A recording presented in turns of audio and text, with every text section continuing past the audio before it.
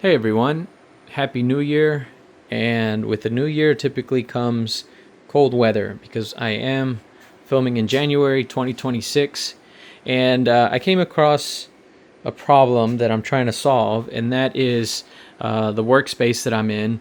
It gets too cold during the winter months, and I have an issue with keeping the chamber temperature of my Q1 Pros high enough so that it doesn't trip a clipper error and shut down the printer. So what I've been experiencing lately is I typically run 50 degrees chamber temperature on the Q1 because I print ABS, and I noticed that sometimes when it's too cold, typically if it's right now it's actually not too bad, 62, but even at 62 it struggles to reach 50 degrees Celsius. And so when I have Clipper trying to heat this printer up to 50 degrees Celsius, it never gets there. It trips and it shuts down. Sometimes in the middle of a print, especially if it's overnight, the temperature drops overnight, and then that chamber temperature drops as well because the heater cannot keep up and it shuts down the printers. So that's a big issue. Typically in the winter months, I have to turn off the exhaust fan because I do exhaust. I do turn on the chamber fan on these Q1s, and I exhaust the printer at 100% speed while it's printing. And then I also have the heater, which this is actually a Q2 heater. I'll get into that in a second.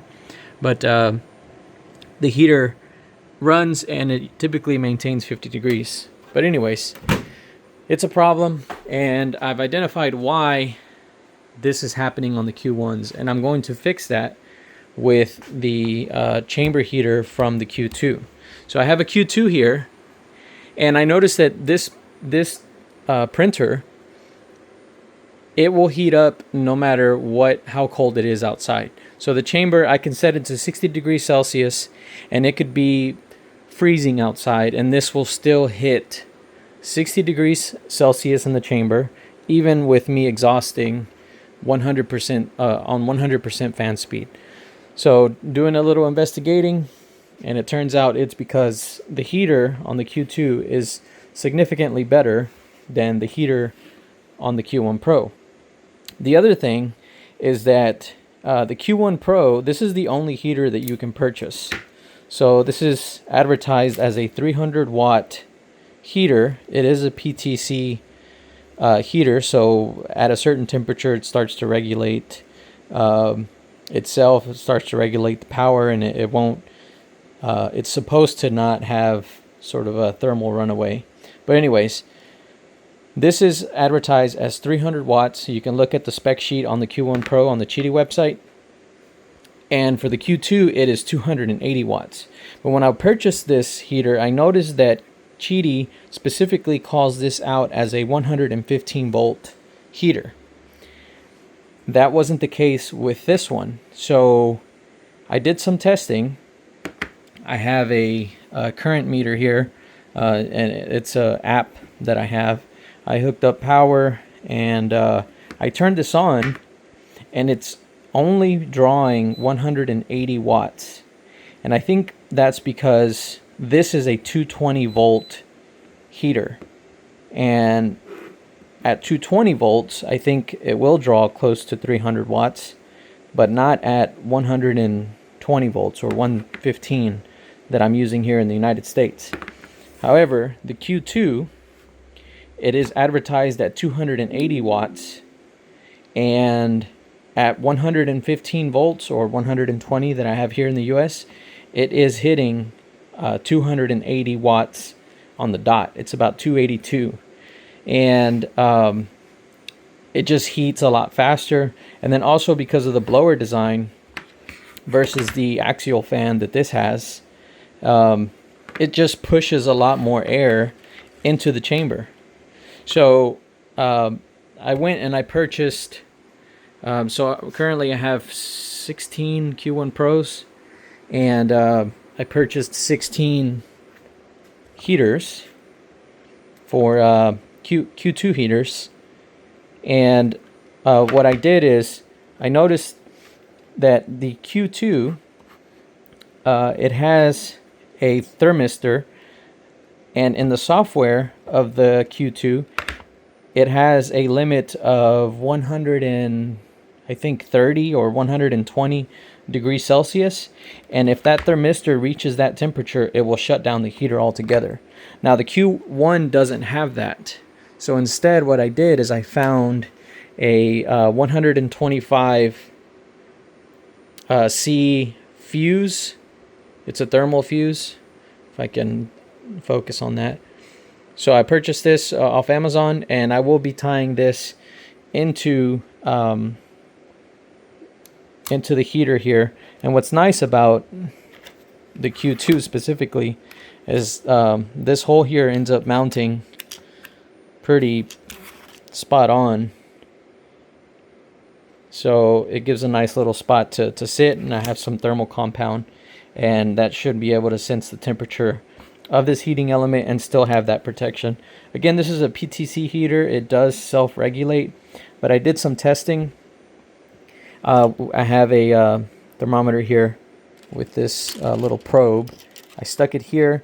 I did some testing, and it got up to 260 degrees Celsius before it started self-regulating, which is, in my opinion, too hot for my liking, especially just sitting there inside of this plastic enclosure. I don't really know what this is made out of, but yeah, I didn't want that happening. So it's better to have this thermal fuse to go ahead and cut the power if this thing gets over 125 degrees Celsius. I did run it under normal operating conditions. It does actually, I'll go ahead and just try this here so you guys can see. I'll try to do this one-handed.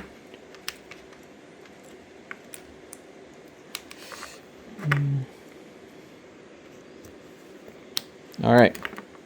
So I'll go ahead and put this probe in there. Sorry for my one-handed shaky video. All right, that should sense the temperature. I'll check the thermometer. Now this isn't calibrated, but it is accurate enough. So I'll turn on the to run the fan. So the fan is running. I do need to put the cover on just to help with the airflow. So I'll do that.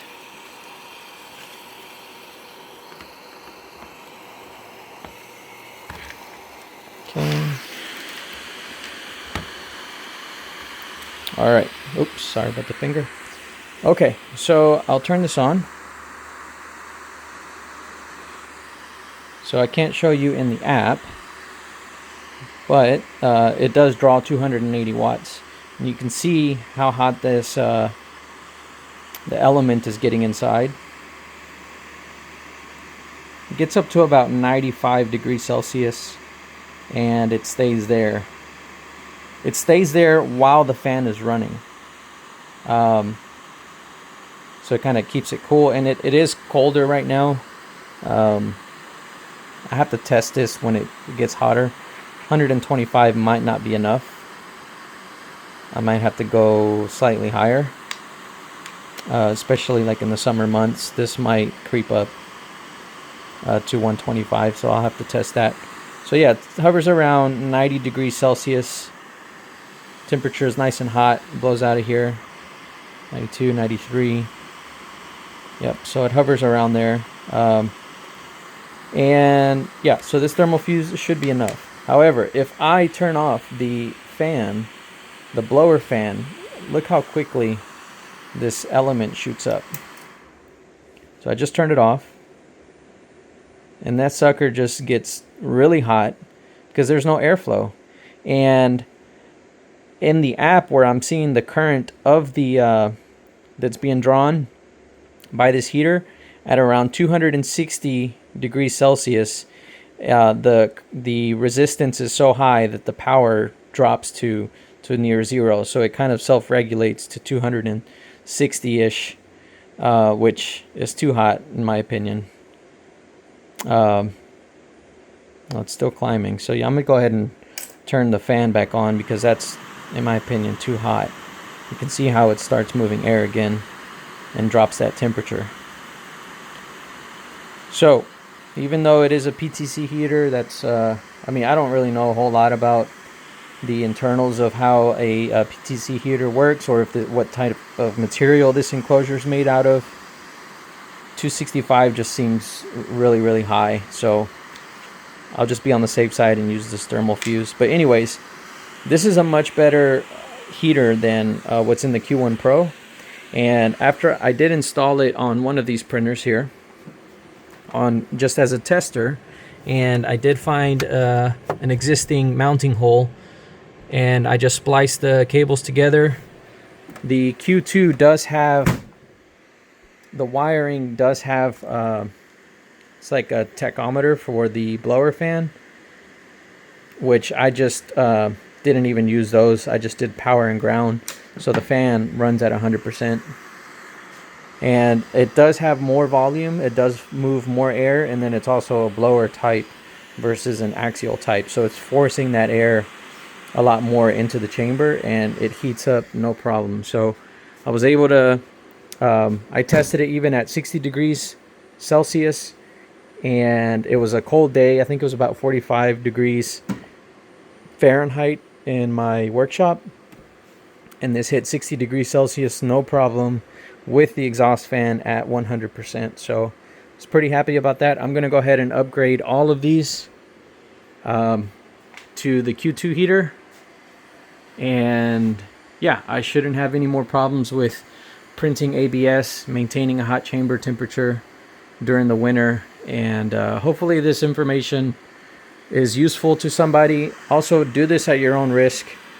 I don't claim to say this is, you know, 100% bulletproof and safe. Chamber heaters are always sort of a tricky subject.